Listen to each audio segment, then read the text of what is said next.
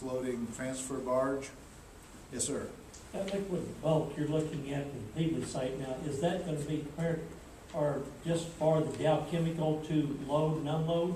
No, Or is there actually, gonna be separate tanks for other, shippers to come in, unload into those tanks? And if you could explain that.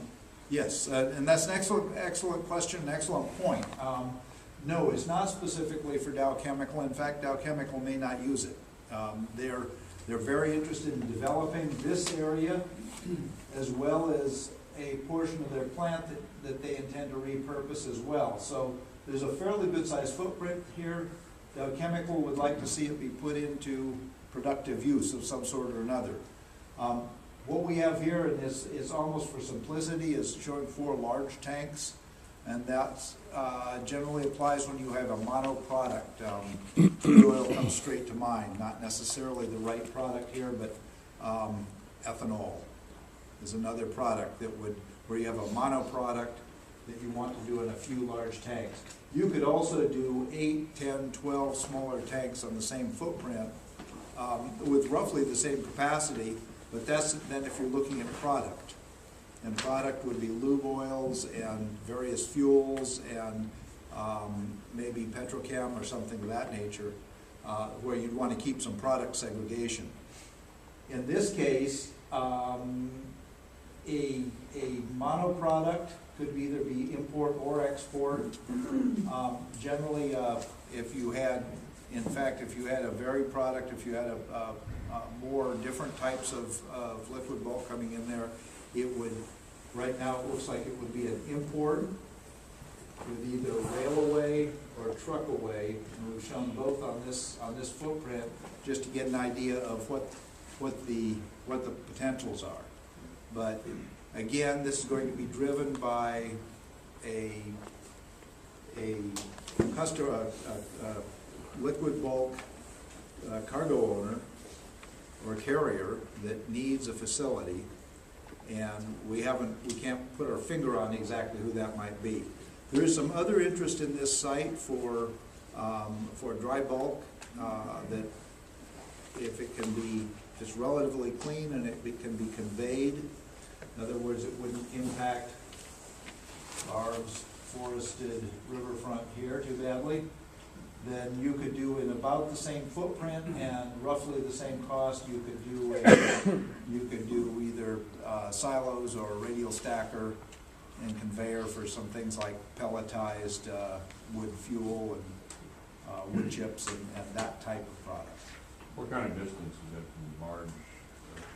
Oh gosh, Tank? Kyle, what was that? This year is about 1,500 feet, so I would guess that's 1,000 to 1,200 feet. Yeah, about 1,000 feet.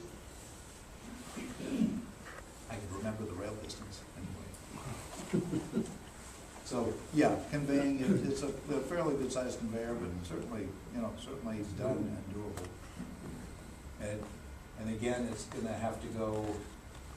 Most likely, it's going to have to go up and over the railroad.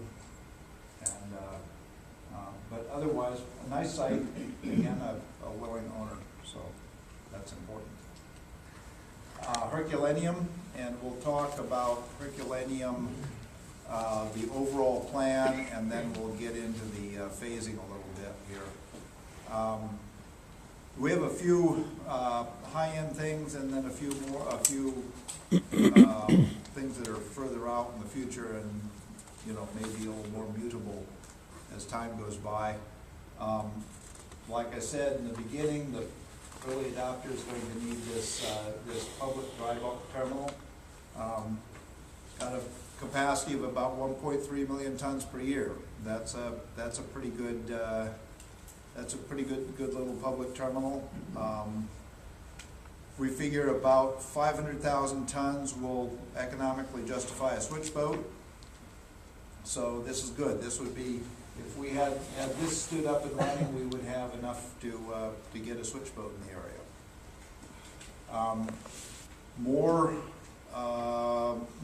More significant in terms of port activity, but also in terms of employment and investment and so forth, would be this silo ag product terminal here with some floats and loading spouts here. This would depend on the UP rail line that comes right straight through Herculaneum there.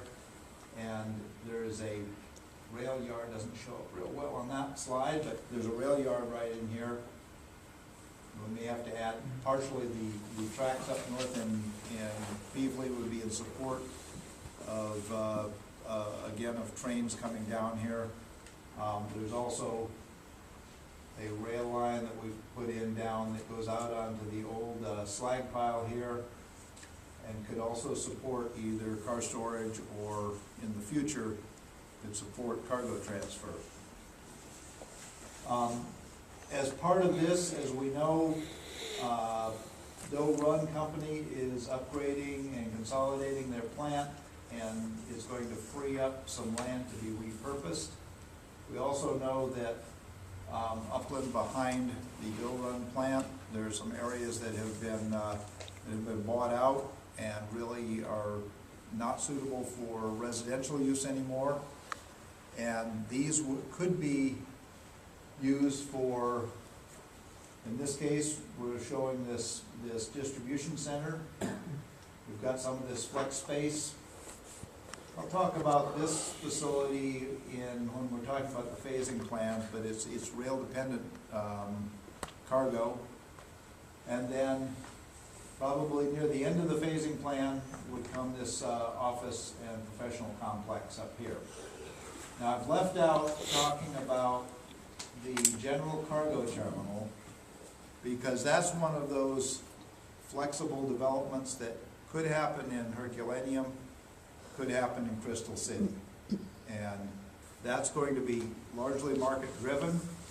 One of the things we're talking about is if you have containerized cargo, domestic containerized cargo being transferred here, van load cargo coming in here, that those are the pieces you would need to have in place if ever there was container on barge traffic on Mississippi, this part of the Mississippi River. So these are sort of like this is your bait. If that traffic's coming up the river, that's your that's what you're using to attract it into this area. Is the fact that there is a receiver, there's a nearby facility that wants unitized general merchandise cargo. Christopher, if I could jump in.